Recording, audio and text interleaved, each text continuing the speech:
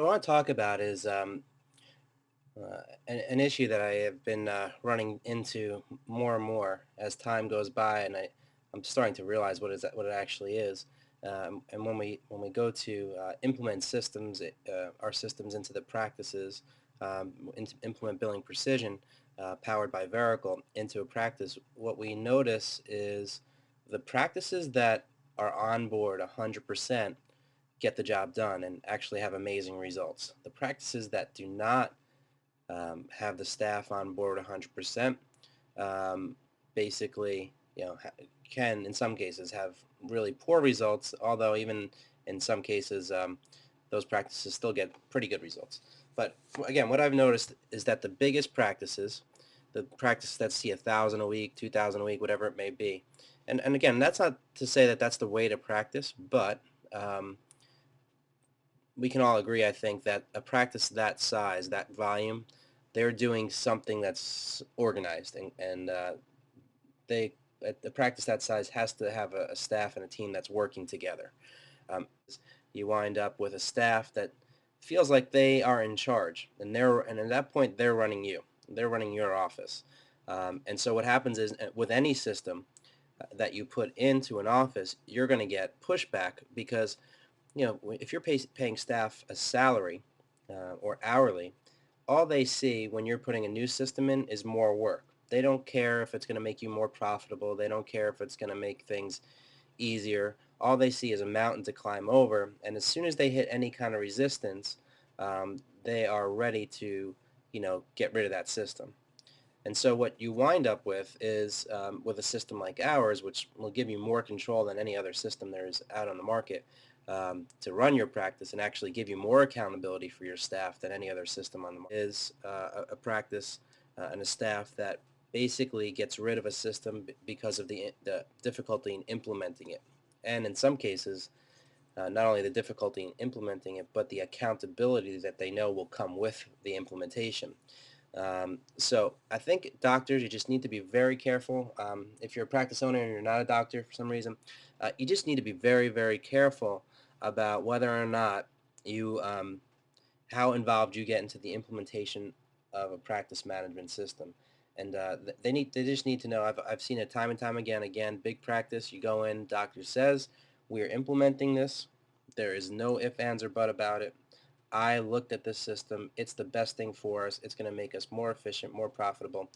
And it doesn't necessarily have to make their lives easier because in some cases, our system actually brings work up that wasn't being done before. So sometimes actually more work is forced on a practice when this system is implemented. But at the end of the day, it increases the profitability of that office. Um, uh, so let me just go over a quick little tidbit here about what I'm talking about. And this is for clients that outsource their billing or keep things in-house. The first thing I want to go over is this dashboard on the top right-hand side of the screen. And what I'm looking at right here is, for this practice, this dashboard is the AR accounts receivable numbers, and that's the vital statistics of the practice. The first number I'm looking at here is the total amount this practice has collected this month. Okay, then I can see my total outstanding AR. Since this practice started using this system, they have $71,000 in outstanding collections. And so then my next number here is this is just the number of help tickets that have been opened up. So there should be, down to zero. That's how many help tickets are given back to you. So they're waiting. The question was answered and given back to you. So there should be down to zero every day. This is the total active failed claim. This is the number of claims that are on the workbench. And the workbench is a list of claim by claim that claims that need work. They need input. They need some kind of action step to continue to process them so they can get paid. Now, typically when you outsource this is the number that's sitting on your billing company, Billing Precision. This is the number that's sitting on our workbench for us to follow up on claims for your practice. That number is transparent to you. So if you want to see exactly what the claims are that we need to work on today, you can actually click on that number or what's called drill in and see exactly what work needs to be done and actually click on a claim and see what's actually been done on a claim. So what we've said to the insurance company and vice versa. So 100% transparency and accountability.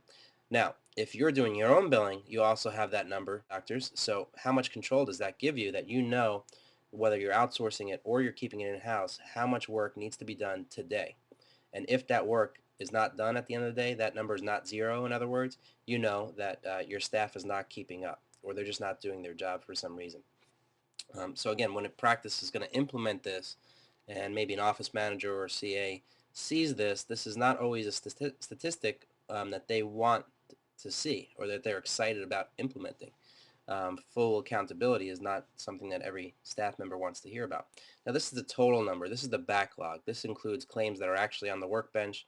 This includes claims that are sitting on the practice's workbench waiting for work. This includes claims that will need work in the future that are waiting, that maybe you set a start date for a few weeks in the future because you had to speak to a patient before you continued or something like that. So that's going to consist of the total backlog.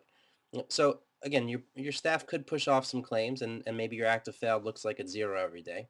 Then all of a sudden you see this number, the total failed claims, kind of building up. So either that's your billing service, or if you're doing things in-house, it's your biller not doing their work. Um, or maybe you don't have enough manpower. But then you also have the accounts receivable, and that's the amount that's sitting. In this case, on this number is beyond 30 days, then beyond 60 days, then beyond 120 days. And then this number, again, is percentages: 30, 60, 120. Now, doctors, if your accounts receivable, that's the amount of money that has not been collected after being processed after the day of service was 120 days ago plus, that means you'll never collect that money. So if your AR is 96%, that's as bad as it can get.